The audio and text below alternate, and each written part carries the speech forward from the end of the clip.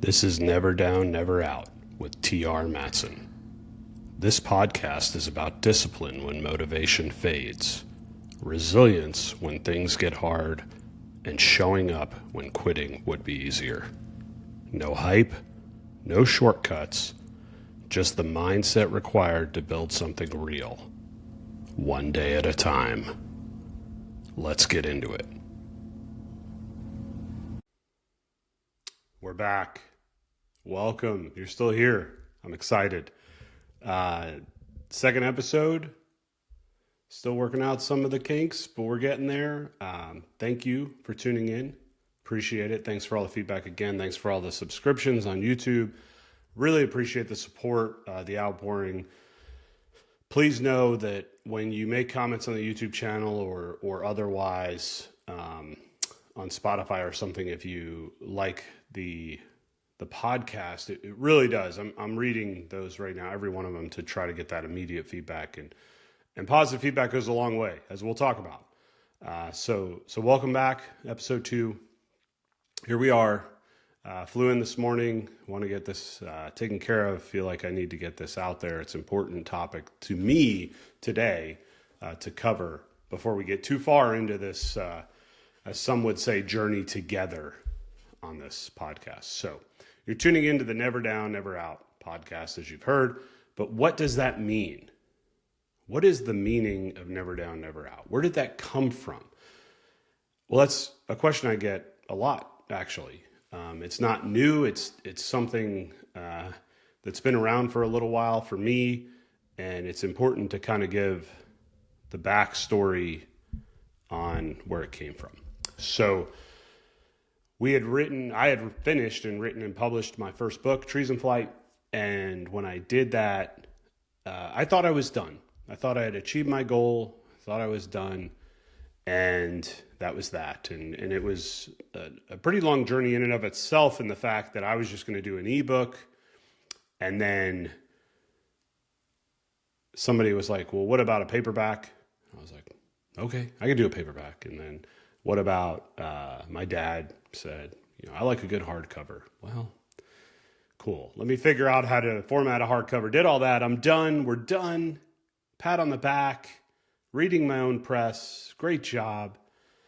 And my wife goes, hey, what about an audiobook? Now, I'll be honest, I've never listened to an audiobook in my life at the time. And I'm like, do people listen to those? And she's like, yeah. So found Mike Dawson, long story there that I won't get into, but great audio. I mean, just an amazing artist. And he reads Trees in Flight. And if you haven't heard it, it's worth definitely going to take a sample on Audible. It's amazing. And he ends up, we're done. We're done with everything. I'm done. And then the questions start. Hey, where's book 2? What's the next thing, right? And we often talk about this when you achieve a goal. It's the old marathon analogy of the letdown after, and I've never been much of a runner, but anything, whether it's, a weightlifting competition, a sporting event, a financial gain that you're working towards, getting married, getting a degree, it doesn't matter what it is. There's always a little bit of a letdown after. And I had experienced that. And now people are asking for another book. And I'm like, oh my goodness. So I'm like, I hadn't even thought of writing a second book. And it was time to write the second book. And I started working on it. And as I'm working on it, people are like, well, what else do you have? Do you have any merchandise? And I'm like, I'm an author. I have a book. Go buy the book. They're like, we already bought the book. And I'm like, well, what do I have? And I was a business major in college. I understand marketing and all that. And talked to a few people smart in the field, and they said, hey, you've got to come up with something that truly identifies you, sets you apart, right? Okay. I don't know how to do this. In my mind, I'm a nobody, right? I'm just a guy. I'm just trying to be a decent human being on this planet. And so I call up my good friend, who may or may not be a character in the book. And I've known him since flight school. We were roommates on deployments together. We're still very close to this day. And I call him and I go, hey man, in 5 words or less, describe me. I won't tell you what he said first. because it's not appropriate. And I'm trying to keep this podcast appropriate, but it's irrelevant. And I go, come on. And he goes, give me a second. And he pauses, and he's an extremely smart individual, very smart guy, massively loyal friend, love him to death. And he goes, never down, never out. And I said it out loud. I was in my kitchen. My wife was, as good spouses are, she hears it and kind of gives you that little eyebrow raise, like, hey, that's not horrible. We write it down. I go, what does it mean? And now you have to understand, before I explain the true meaning of it, he and I had both grown up in a Navy where, for the most part, the leadership around us was very solid. They took care of their people. They, the old term in the Navy is, a sea daddy that kind of takes you under their wing and teaches you the ropes. There's plenty of examples of that. But we were also transitioning into this time that I now can look back on in leadership in the military, where you also had some of these leaders that were getting promoted that, frankly, were kind of all that was left. And I hate to say that, but they really hadn't honed their leadership skills when they were younger, and now they're thrust into these positions. So we had kind of this mix. And we had both dealt with a few, not a lot. We had a lot of really good leaders, but a few that it was almost like, and everybody who's listening to this has worked or met somebody like this. It's not only in the military, but it was almost like they led by textbook. And what I mean by that is somebody leads by textbook if they are in front of the people and they're giving a speech or they're giving a meeting or whatever they're doing, whether it's a Zoom call, it doesn't matter. But they are the speaker. And when they end what they feel like is their speech, they throw out some phrase. And there's thousands of them. You could Google it. It's almost funny, frankly. A couple that come to mind: leaders eat last, and things like that, which I always found that one interesting because I've never in my time in the military or post-military where I've led people have I thought, like, what order should people lead? It's more so like, let's just eat and go back to what we're trying to do. Like, this shouldn't be this huge thing, but whatever. I know it's written in a book somewhere. I'm sure it's a great book, whatever. But you would hear these, and it became the joke in our squadron often where, you would hear one of these leaders speak, and then it was like, at the end of their speech, it was like catchphrase, and like something, and you're just like, but nobody was listening because it was just so ridiculous. It was so out of touch with what the people needed. They weren't listening to what we needed, and it was just like, it was a waste of everybody's time. And for the most part, when you're with somebody, whether it's in a relationship or work or a military that's like that, you're just like, can we get this over with? I want to go back to my job. But at any rate, I say that because it was very important to me that a phrase, a catchphrase that identifies me, it needs to be authentic. Because to me, I'm nothing without my honor, my word, and my authenticity. Otherwise, I'm just another fake person talking to you on the internet. And there's plenty of those. You don't need more. So he comes up with never down, never out. And I go, what does it mean? And he pauses, again, very smart individual. And he goes, look, man, we've known each other. At the time, it was over 20 years. And he had been by my side through everything. Even if we weren't squadron mates, he had been by my side through everything. And he goes, I've been there for the family issues. I've been there for the health issues. I've been there for when the Navy was coming after you. I've been there for when they wanted to throw you out of flight school, or you didn't fit in an aircraft, supposedly, even though you passed all the measurements. I was there for all of that. I've seen all of that. He goes, I've seen the hardships on deployment. I've seen you lose friends.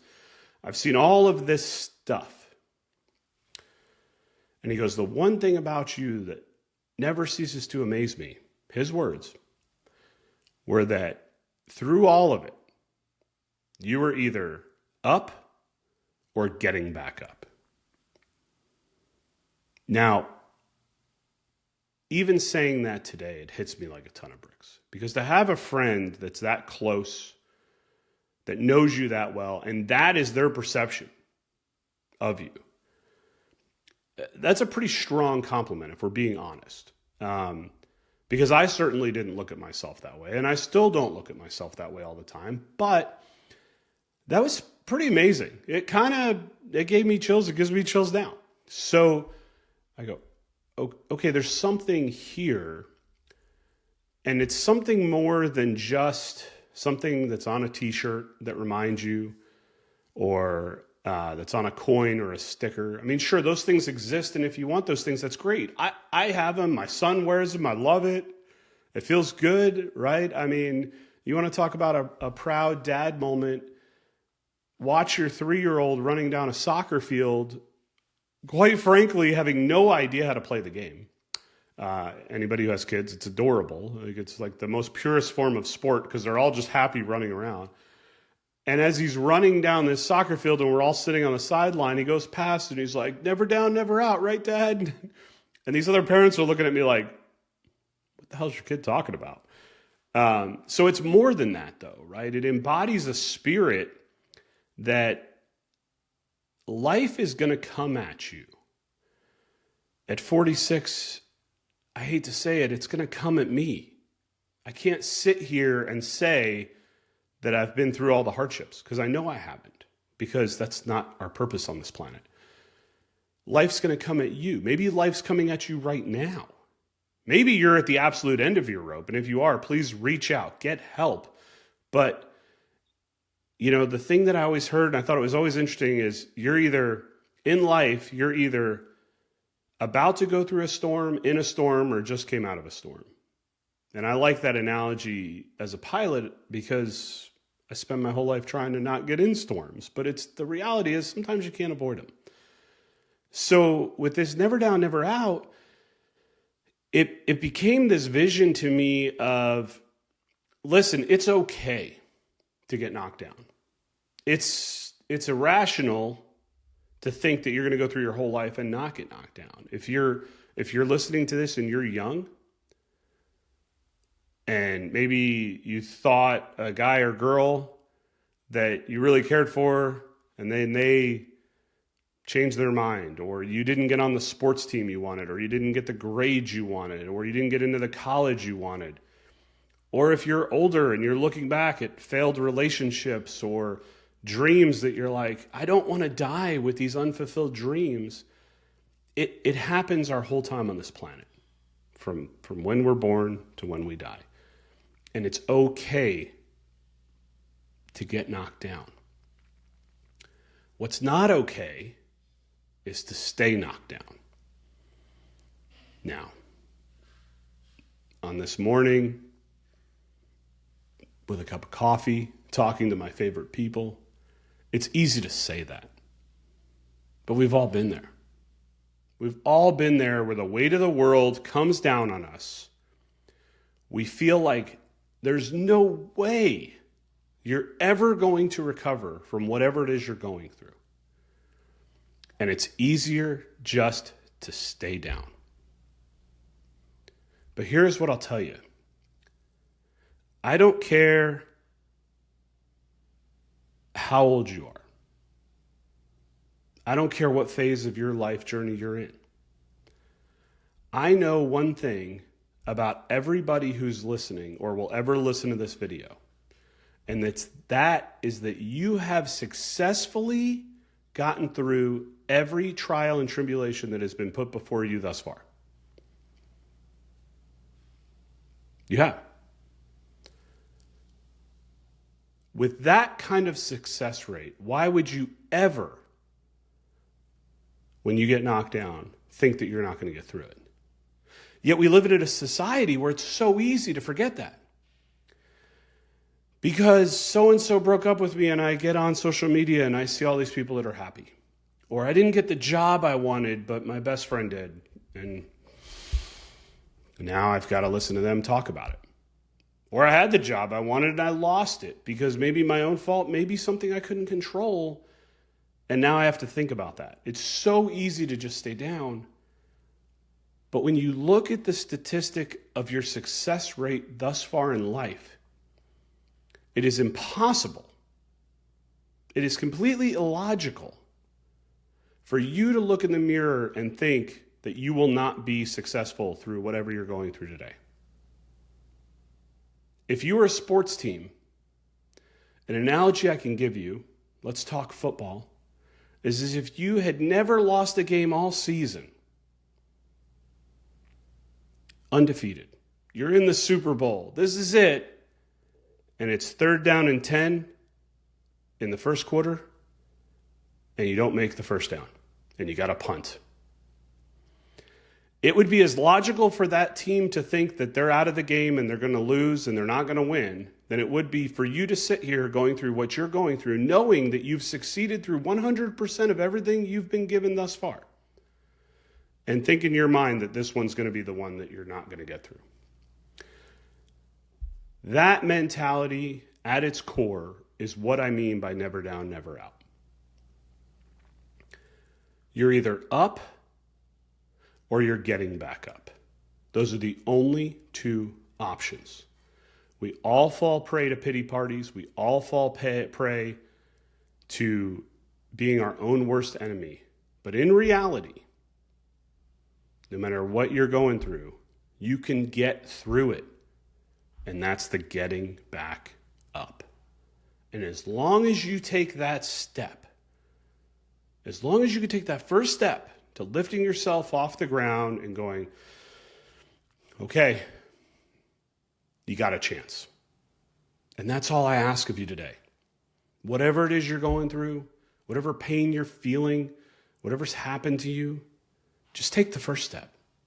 Don't worry about the end goal. Don't worry about what's going to happen. Don't worry about how you're going to get there necessarily. It's one step. If you can take that one step, if you can get back up, you have a fighting chance. But if you stay down, you're never, ever going to succeed. So you're either up or you're getting back up. Those are your only two options. And with those two options, knowing your success rate, whether you're 5 or 75, of everything you've been through in your life thus far, being perfect, and you made it, there's no other reason when you're knocked down than to get back up. So whatever you're going through today, I hope these words work. I greatly, greatly appreciate you giving me your time. Time is the most valuable asset we have on this planet. You can always make more money. You can make more products. I can't give you time back. The fact that you're willing to spend just a little bit of time with me each day, please know that that is extremely valuable for me. I can't thank you enough. I can't thank you enough for the support. Keep going, and we'll talk again soon. Thank you. If this episode helped you, don't just listen, apply it. Progress is built in what you do after the message ends.